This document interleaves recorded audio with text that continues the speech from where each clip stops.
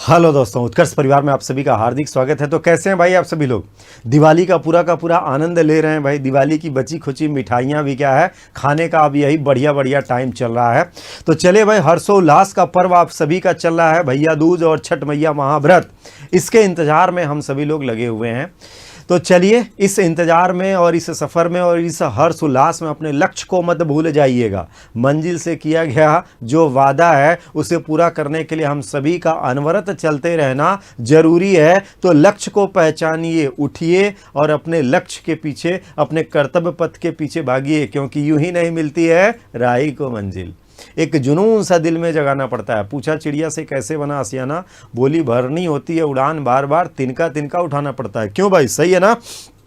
तो आप सभी का स्वागत है। और जोश सीरीज उत्तर प्रदेश विशेषांक में हम सभी लोग 30 अति महत्वपूर्ण सवाल करेंगे भाई। तो घर बैठे बैठे जरा हम भी देख लेते हैं आप सबका रिवीजन कैसा चल रहा है, आप सबकी तैयारी, आप सबका कितना याद है, कितनी जान बाकी है। घर से बैठे बैठे ही सभी की जांच पड़ताल, सभी की चेकिंग। तो 30 सवाल है, 30 सवालों को सही करते हुए आप सभी को निकलना है। तो चलो भाई स्टार्ट हो जाओ। आगे बढ़ने से पहले आप सबको बता दें कि भाई इस समय उत्कर्ष आप सबके लिए लेकर के आए हैं दिवाली खुशियों वाली, क्योंकि तैयारी होगी सिलेक्शन वाली। तो महा ऑफर का समय चल रहा है, जिसमें अंतिम के 2 दिन बचे हुए हैं। जी हाँ, बिल्कुल, आज 14 है और 1-15 है, यानी ये ध्यान रखना 14-15 नवंबर ये इसका अंतिम दिन हो जाएगा। फिर ये अंतिम बार आपको बता रहे हैं। 90% तक का डिस्काउंट है भाई सभी ऑनलाइन कोर्स पे, उत्कर्ष के सभी ऑनलाइन कोर्स पे। और इस बार इस दिवाली में 2 चीजें विशेष आकर्षण था। विशेष क्या है कि इस बार 90% तक का जो डिस्काउंट है सो है, साथ में टेस्ट सीरीज पूरी तरीके से मुफ्त मिल रही है। इसके अलावा आपके कोर्स की जो वैलिडिटी होगी इस ऑफर के साथ, यानी दिवाली ऑफर के साथ जो कोर्स परचेज करेगा उसको 6 महीना अतिरिक्त वैलिडिटी दी जा रही है। तो ये भी क्या है भाई, दिवाली धमाका चल रहा है, तो इसको भी नज़र में रखिएगा, अपने मित्र सहपाठियों को बताते चलिएगा। और आइए यहाँ पे 30 महत्वपूर्ण सवालों का जवाब दीजिए, ठीक है? चलो भाई, 30 महत्वपूर्ण सवालों का लेखा जोखा आप सभी के सामने है। क्वेश्चन नंबर 1, 100% सही करने का संकल्प। भारत सरकार के द्वारा पर्यावरण का परिरक्षण यानी पर्यावरण संरक्षण अधिनियम कब पारित किया गया? कह रहा है 1974 में, 1986 में, 1971 में या 1981 में। इसी को हम लोग क्या बोलते हैं, इसी को ध्यान रखना है। एग्जाम में आपके क्या पूछता है? पर्यावरण। क्या कहेगा? पर्यावरण संरक्षण, पर्यावरण संरक्षण अधिनियम कहता है, ठीक है भाई? तो चलो आंसर बताओ आप सभी लोग क्या क्या इसका आंसर कर रहे हैं। पर्यावरण संरक्षण अधिनियम बताओ भाई, इसका क्या क्या आंसर करेंगे आप सभी लोग? तो पर्यावरण संरक्षण अधिनियम सीधे सीधे हम लोग क्या कहते हैं इसको? तो हम लोग 1986 ही कहते हैं, जहां तक मुझे पता है। तो आप सब बताओ भाई, पर्यावरण संरक्षण अधिनियम 1986 ही है ना? तो ये यहाँ ध्यान रखना। और इस बार हमने दिवाली में कहा भी था कि भाई कोशिश करिएगा इको फ्रेंडली दिवाली मनाने का, पर्यावरण की सुरक्षा करना भी हम सबकी जिम्मेदारी है।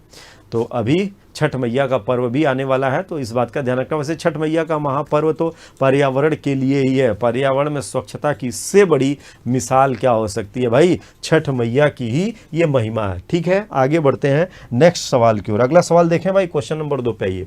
केबुल लामजाओ राष्ट्रीय उद्यान निम्नलिखित में से किस झील में अवस्थित है? केबुल लामजाओ, इसको अगर देखा जाए तो इसको हम लोग क्या कहते हैं? इसी को हम लोग कहते हैं तैरता हुआ बागीचा।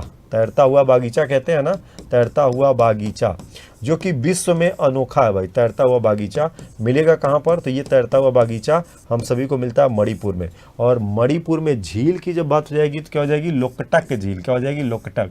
डल झील ये तो आपको मिलेगी जम्मू एंड कश्मीर में। कहाँ पे? जम्मू एंड कश्मीर में, ये ध्यान रखना। कोलेरू झील ये आंध्र प्रदेश। बूलर झील अगर देखा जाएगा तो ये भी क्या है? जम्मू एंड कश्मीर में। और भारत में अगर देखेंगे ये सबसे बड़े मीठे पानी की झील है, ठीक है? बूलर क्या है इसके बारे में ध्यान रखिए। ये भारत की सबसे बड़ी मीठे पानी की झील है, ठीक है? सबसे बड़ी मीठे पानी की झील हो जाती है भाई, ये यहाँ से ध्यान रखना है, ठीक है? विश्व की सबसे बड़ी मीठे पानी की झील यही होती है, बूलर।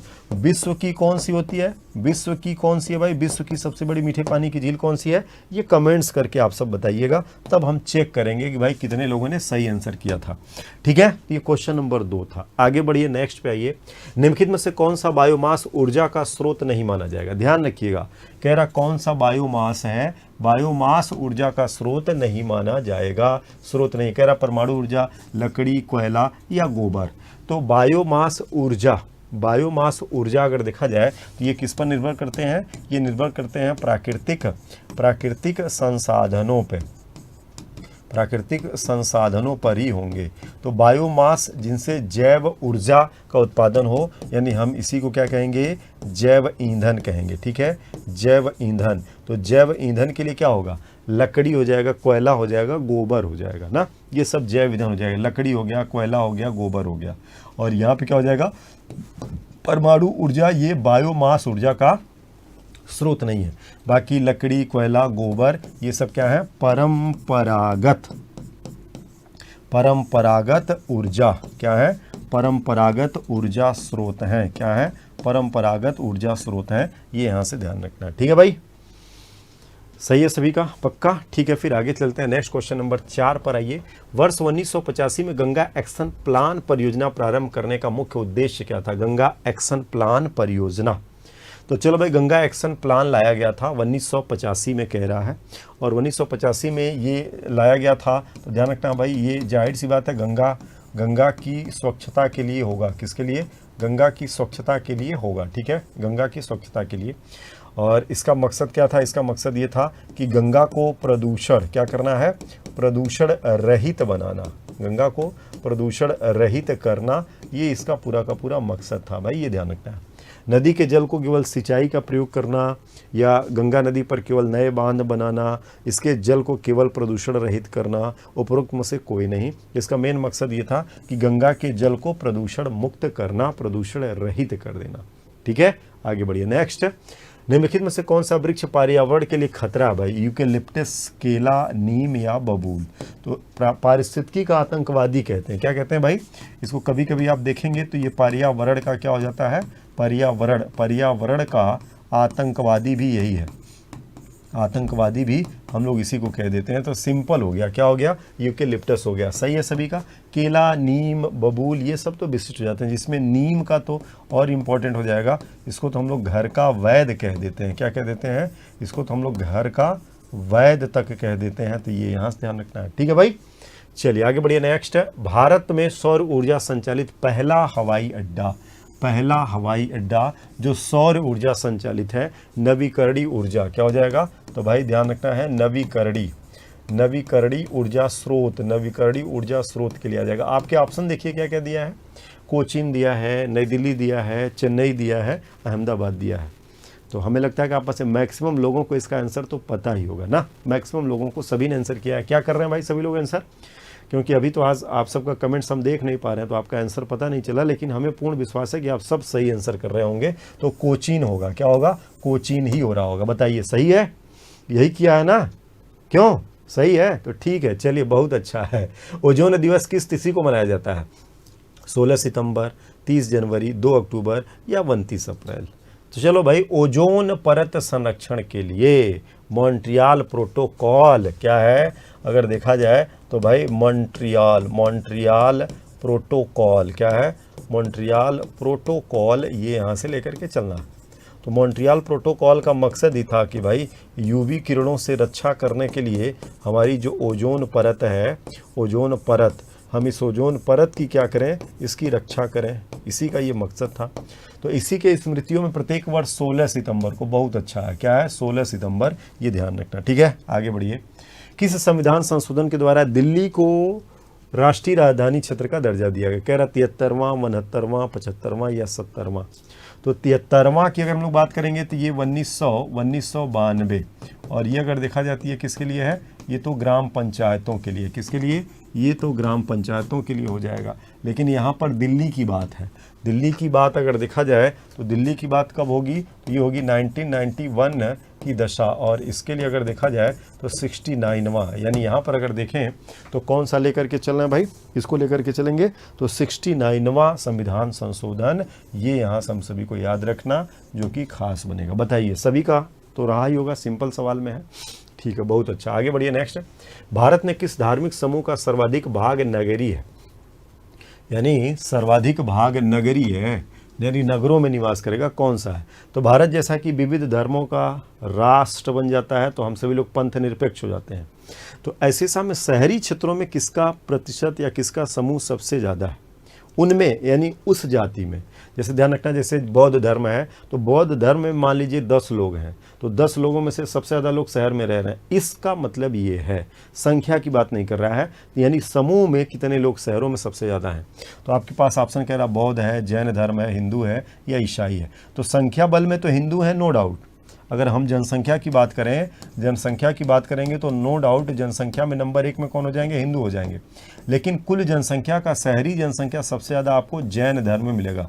आप देखेंगे जैन धर्म के लोग ग्रामीण क्षेत्रों में बहुत कम मिलेंगे, ग्रामीण क्षेत्रों में जैन धर्म के लोग आपको बहुत कम मिलेंगे, जबकि शहरी क्षेत्रों में जैन धर्म के लोग आपको ज़्यादा मिलेंगे। यानी जैन धर्म समुदाय के रहने वाले लोग शहरों में ज़्यादा दिखेंगे। और हिंदू हो गए, मुस्लिम हो गए, इन लोगों को आप शहरों में भी अधिक देखते हैं, गाँवों में भी अधिक देखते हैं। ओवरऑल अभी इनकी जनसंख्या का मैक्सिमम भाग गाँवों में ही निवास करता है। ठीक है, चलिए आगे बढ़िए। नेक्स्ट है सूची 1 को सूची 2 से सुमेलित करिए। अप्रैल 18, मई 22, जुलाई 29 और दिसंबर 5। इस दिन हम लोग क्या क्या मनाते हैं ये हम लोगों को पता करना है। तो 18 अप्रैल को हम लोग क्या मनाते हैं भाई, 18 अप्रैल को हम लोग क्या मनाएंगे, तो इस दिन तो हम लोग मनाते हैं विश्व विरासत दिवस। याद है आप सभी को, यूनेस्को की पहल वाला यही होता है ना। ठीक है, फिर 22 मई को क्या मनाते हैं, अंतर्राष्ट्रीय जैव विविधता दिवस मना लेते हैं। तो चलो बी का हो गया चौथा। और 29 जुलाई को क्या मनाएंगे, अंतर्राष्ट्रीय बाघ दिवस यानी इंटरनेशनल टाइगर डे। बहुत बढ़िया, तो ये यहाँ से पकड़ लिया। और 5 दिसंबर को क्या मनाएंगे, वर्ल्ड सॉइल डे मनाते हैं, विश्व मृदा दिवस मनाते हैं। बताइए यही है ना। तो इसका मतलब हो गया कि दूसरा हमें करना है, दूसरा सही हमको लगता है आंसर भी बन गया था, तो दूसरा सही आंसर बन गया था। इसके अलावा बी का चौथा करना था, सी का पहला करना था, डी का तीसरा करना था। बताइए सभी का सही है 100%। ठीक है, फिर आगे बढ़िए। नेक्स्ट अगला सवाल पे आइए। उत्तर प्रदेश दिवस किस तिथि को मनाया जाता है। भाई उत्तर प्रदेश की स्थापना के स्मृति में कह रहा है 25 जनवरी, 23 जनवरी, 26 जनवरी या 24 जनवरी। उत्तर प्रदेश स्थापना दिवस हम लोग मनाते हैं 24 जनवरी को। ठीक है, 24 जनवरी। और 24 जनवरी को ही ध्यान रखना, इसी दिन हम लोग राष्ट्रीय बालिका दिवस भी मनाते हैं। इसी दिन हम लोग राष्ट्रीय बालिका क्या मनाते हैं, राष्ट्रीय बालिका दिवस भी हम लोग इसी दिन मनाते हैं। तो इसको भी याद रखिएगा। 25 जनवरी को आप सभी को पता होगा क्या मनाते हैं, इस दिन हम लोग मनाते हैं राष्ट्रीय मतदाता दिवस हम लोग मनाते हैं। ठीक है, क्यों याद है ना, राष्ट्रीय मतदाता दिवस मनाएंगे। 23 जनवरी को तो पराक्रम दिवस मनाते हैं, पराक्रम दिवस मनाते हैं, जो कि नेताजी के लिए, किस है, नेताजी सुभाष चंद्र बोस के लिए। भाई नेताजी का जो हैप्पी बर्थडे होता है, ठीक है, नेताजी सुभाष चंद्र बोस का जो हैप्पी बर्थडे होता है तो नेताजी के लिए मनाते हैं। सही है ना यही। तो यहाँ से अगर देखेंगे तो 24 जनवरी हम लोगों का राइट आंसर बन जाएगा। और 26 जनवरी तो किसी से छुपा नहीं है, ये हम सभी लोग गणतंत्र दिवस के रूप में सेलिब्रेट करते हैं। आगे बढ़िए। उत्तर प्रदेश के किस स्थान पर भगवान बराह की पुण्य स्मृति में माघ शीर्ष का मेला लगता है। भगवान बराह आपको याद ही होंगे, भगवान विष्णु का ही एक रूप है। ठीक है, भगवान विष्णु का ही एक रूप है। कहा जाता है कि पृथ्वी का उद्धार करने के लिए, हिरण्याक्ष का वध करने के लिए इन्होंने वराह रूप धारण किया था। यही है ना, याद है, यही कहानी है पूरा। कानपुर, प्रयागराज, वाराणसी या एटा में कहाँ पर मिलेगा भाई, भगवान वराह की पुण्य स्मृति में माघ शीर्ष का मेला लगता है, माघ महीने में लगता है। हाँ, एटा जिला में। कहाँ पे लगता है, एटा जिला में। बहुत बढ़िया, आगे बढ़िए। उत्तर प्रदेश का प्राचीनतम नगर वाराणसी का नाम किन दो नदियों से मिलकर के बना है। तो यहाँ पे कौन कौन सी नदियाँ आती हैं भाई, तो यहाँ पर अगर देखा जाए तो अस्सी और वरुणा। ठीक है, इन्हीं दोनों नदियों को मिला करके बना हुआ है वाराणसी। वाराणसी इन्हीं दो नदियों को नामों पर बना है। और वाराणसी अगर देखा जाएगा तो वर्तमान में यहाँ पर नदी प्रमुख कौन रहेगी, गंगा नदी के किनारे का ये शहर है। तो ध्यान रखना है, वरुणा और अस्सी है, कौन है, वरुणा और अस्सी के नाम पर इस नगर का नामकरण किया गया है। और ये दोनों गंगा की सहायक नदियाँ, ये दोनों क्या हैं, गंगा की सहायक हैं। कबीर पंथियों के लिए पवित्र तीर्थ स्थल मगहर उत्तर प्रदेश में कहाँ है। तो मगहर भाई वो भी क्या है, चर्चित स्थान है। आप सभी को पता है किंवदंतियों में ऐसा प्रचलन था कि मगहर में जो मरता है उसको नरक की प्राप्ति होती है, और काशी में जो मरता है उसको स्वर्ग मिलता है। तो कबीरदास को आपको पता है कि भाई इन सब परंपरा रूढ़ियों को, ऐसे अंधविश्वासों को वो नहीं मानते थे, तो खंडन करते थे। तो कबीर का जन्म अगर देखा जाए तो कबीर का जो जन्म है भाई, जन्म तो इनका काशी में हुआ। जन्म कहाँ हुआ? काशी में हुआ, लेकिन अपने जीवन के अंत समय में कहाँ चले गए थे? मगहर चले गए थे। मगहर जाकर के रहने लगे और यहीं पर इन्होंने समाधि ली। तो संत कबीर नगर में ये आपको मिलेगा। कहाँ पर मिलेगा? संत कबीर नगर में मिलेगा। यहीं पर प्रत्येक वर्ष अगर देखा जाए तो आज भी मगहर महोत्सव या मगहर मेले का आयोजन होता है, जो कि प्रत्येक वर्ष अगर देखा जाए तो दिसंबर जनवरी में, क्या है? दिसंबर जनवरी में आज भी यहाँ पर अगर देखें तो 1 महीने का मेला लगता है, जिसको मगहर मेला कहते हैं, मगहर उत्सव। तो ये संत कबीर नगर में है। कहाँ पे है? संत कबीर नगर में है। ठीक है, याद तो है सबको। आगे बढ़िए, नेक्स्ट अगला सवाल। उत्तर प्रदेश में गोविंद देव मंदिर का निर्माण किसने कराया? गोविंद देव मंदिर का निर्माण किसने कराया? महाराजा मान सिंह, रानी अहिल्याबाई, महाराजा विक्रमादित्य, या इनमें से कोई नहीं। तो गोविंद देव का मंदिर पता है कहाँ है? मथुरा में है। कहाँ पे है? हाँ, बिल्कुल सही बात है, तो मथुरा में है। और निर्माण की जहाँ तक बात है तो महाराजा मान सिंह हो जाएंगे। आगे बढ़िए। उत्तर प्रदेश में ब्रह्मसारणी क्या है भाई? राधा रानी का जन्म स्थान है। ठीक है, तो राधा रानी का जन्म स्थान बहुत ही दिव्य पवित्र स्थान माना जाता है। नंदगांव, गोवर्धन, बरसाना, बिठूर कहाँ पर मिलेगा? तो ये आपको मिलेगा बरसाना में। कहाँ पर मिलेगा? बरसाना में। और बरसाना में ही होती है क्या? यहीं पर होती है लठमार होली यहीं पर प्रचलित है भाई, जो कि ये ब्रज भूमि क्या है? ब्रज भूमि क्षेत्र मथुरा, क्या हो जाएगा? ब्रज भूमि क्षेत्र मथुरा। ये यहाँ से याद रखना, क्या है? याद रखना। और बिठूर आप सभी को पता है कि बिठूर कहाँ पर है? ये तो कानपुर में है। कहाँ पे है? कानपुर में। और यहाँ पे हमको क्या मिलेगा? यहाँ पर आपको मिलेगा महर्षि वाल्मीकि का आश्रम मिलेगा। महर्षि वाल्मीकि का आश्रम हमको यहीं पर मिलता है। तो ये महर्षि वाल्मीकि हो जाएंगे। क्या हो जाएंगे? महर्षि वाल्मीकि हो जाएंगे। बताइए, सही है ना सभी का? क्यों? पक्का? ठीक है, फिर आगे बढ़िए। नेक्स्ट अगला सवाल। महर्षि वाल्मीकि का आश्रम देख लो भाई, इन्हीं की बात कर रहे थे। कानपुर बिठूर आप प्रकट हो ही गए। कानपुर बिठूर ये यहाँ से पकड़ लीजिएगा, काम हो जाएगा। ठीक है, आगे बढ़िए। महाकवि गोस्वामी तुलसीदास का जन्म उत्तर प्रदेश के किस स्थान पर हुआ? मगहर में, बिठूर में, राजापुर में, या इनमें से कोई नहीं? आपको पता है गोस्वामी तुलसीदास जी को महर्षि वाल्मीकि का अवतार बोलता है। ठीक है, क्या माना जाता है? इनको महर्षि वाल्मीकि का अवतार। कारण महर्षि वाल्मीकि ने संस्कृत में रामायण लिखा। तो संस्कृत ये उस समय तक अगर देखें तो जनभाषा से काफ़ी दूर निकल गई थी। लेकिन फिर आगे चल कर के गोस्वामी तुलसीदास जी ने अवधी भाषा में रामचरितमानस लिखा, जो जन जन की उस समय की भाषा हुआ करती थी। और कहा जाता है कि रामायण को अवधी रामचरितमानस के रूप में घर घर तक उन्होंने पहुंचा दिया। तो ये है महाकवि गोस्वामी तुलसीदास। इनका जन्म हुआ था राजापुर में। ये राजापुर अगर देखा जाए तो ये चित्रकूट में है। कहाँ पर है? ये चित्रकूट में है, ये ध्यान रखना है। इनके बचपन का नाम याद रखिएगा। इनके बचपन का नाम पूछता है तो आंसर क्या करते हैं? राम बोला। क्या होता है? गोस्वामी तुलसीदास के बचपन का नाम राम बोला। और इनके गुरु का नाम क्या है? तो इनके गुरु का नाम होता है बाबा नरहरि दास। क्या होता है? नरहरि दास। और फिर आप कमेंट्स करके क्या क्या आपको बताना है भाई। इनके पिताजी का नाम क्या है? इनके माताजी का नाम क्या है? इसके अलावा इनके पत्नी का नाम क्या है? ठीक है, इनके पत्नी का नाम क्या है? ये 3 क्वेश्चन आप कमेंट्स करके बताएंगे गोस्वामी तुलसीदास जी वाला। तो हमको भी पता चलेगा कि भाई ठीक है, बढ़िया है, पढ़ रहे हैं आप सब। तो ये यहाँ से करना। ठीक है, नेक्स्ट अगला सवाल पे आइए। उत्तर प्रदेश में कौन सा तीर्थ स्थल ऐसा है जो जैन एवं बौद्ध धर्म दोनों के लिए विशेष है? दोनों के लिए बहुत ही खास है। कह रहा कौशाम्बी है, कुशीनगर, कपिलवस्तु या अहिछत्र। चलो भाई, कौन सा है जो जैन धर्म और बौद्ध धर्म दोनों के लिए फेमस है, दोनों के लिए महत्व रखता है? तो दोनों के लिए महत्व कौन सा रखेगा? कौशाम्बी रखेगा। क्यों? कौशाम्बी रखता है ना। और कुशीनगर, कपिलवस्तु और अहिछत्र की अगर हम लोग बात करें, जैसे कपिलवस्तु और कुशीनगर की अगर हम लोग बात करें तो ये बौद्ध धर्म के लिए, किसके लिए? ये बौद्ध धर्म के लिए बहुत ही महत्व रखते हैं। ठीक है, सिर्फ बौद्ध धर्म के लिए। अहिछत्र अगर देखा जाए तो अहिछत्र का जो क्षेत्र बनता है ये पांचाल, क्या है? ये पांचाल से बनता है, पांचाल का क्षेत्र है। और ये भी अगर देखा जाए तो सनातन में आता है, पांचाल के अंतर्गत आ जाता है, तो अलग विषय बन जाता है। तो यहाँ से दोनों के लिए लोकप्रिय कौन सा हो जाएगा? कौशाम्बी हो जाएगा। ठीक है, चलिए आगे बढ़िए। नेक्स्ट बात, उत्तर प्रदेश के किस जिले में सूफी संत हाजी वारिस अली शाह की मजार है? हालांकि यहाँ पे कन्फ्यूजिंग फैक्टर नहीं है, 2 संतों की मजार। एक आप देख पा रहे हैं सूफी संत हाजी वारिस अली शाह, इनकी मज़ार कहाँ पर मिलेगी? बाराबंकी में। हाजी वारिस अली शाह की मज़ार कहाँ पर मिलेगी? ये आपको मिलेगी बाराबंकी में, जो कि हम लोग यहाँ पे लेके चलेंगे। देवा शरीफ भी कह देते हैं, ठीक है, इन्हीं को क्या कह देते हैं?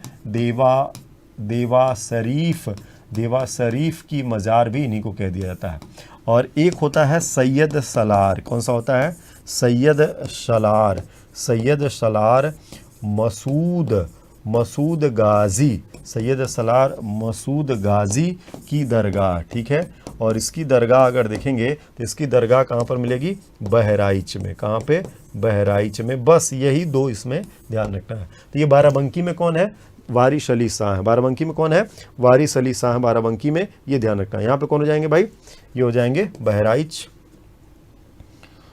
चलो भाई, इसको फिर से लिखना पड़ जाएगा, मिट गया क्या? हाँ, तो सैयद सलार मसूद गाजी दरगाह ये बहराइच वाला हो जाएंगे, और बाराबंकी देवा शरीफ वाला, ठीक है। बस इतना याद रखना है यहाँ पे। आगे बढ़िए, नेक्स्ट अगला सवाल पे आइए। अगला सवाल क्या है?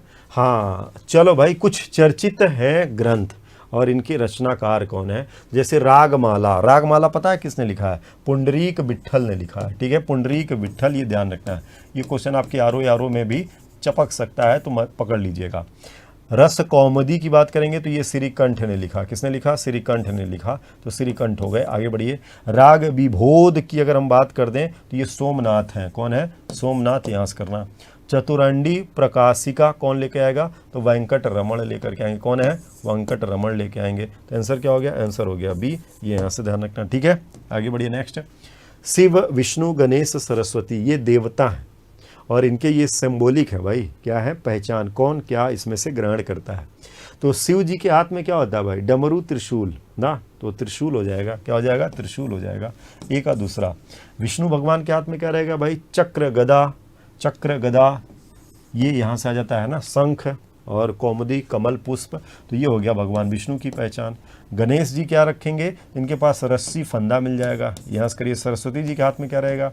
वीणा रहेगा। तो 2 1 4 3, 2 1 4 3, ये सिंबॉलिक है, याद रखिएगा, ठीक है। आगे बढ़िए, नेक्स्ट। निम्नलिखित में से कौन सा एक सही सुमेलित दिया? महत्वपूर्ण सवालों में रहेगा। कह रहा है भारत धर्म महामंडल दिल्ली में, कह रहा देव समाज बनारस में, राधा स्वामी सत्संग लाहौर में, सनातन धर्म रक्षणी सभा कलकत्ता में। कौन सा एक सही सुमेलित दिया है? ये आप सबको इसमें से पहचानना है, ठीक है। चलो भाई बताओ, ये सब बहुत ही महत्वपूर्ण संगठन है जो कि अलग अलग क्षेत्रों के लिए हम लोगों के सामने आ ही जाते हैं, तो विशिष्ट बनेंगे। क्या है? विशिष्ट बनेंगे। तो भारत धर्म महामंडल से शुरुआत किया जाए। भारत धर्म महामंडल आपको कहाँ पर मिलेगा? ये आपको मिलेगा उत्तराखंड के हरिद्वार में। कहाँ पर मिलेगा? उत्तराखंड के हरिद्वार में है। जबकि यहाँ पे क्या कह रहा है? दिल्ली कह रहा है। तो इसको जरा ध्यान रखिएगा।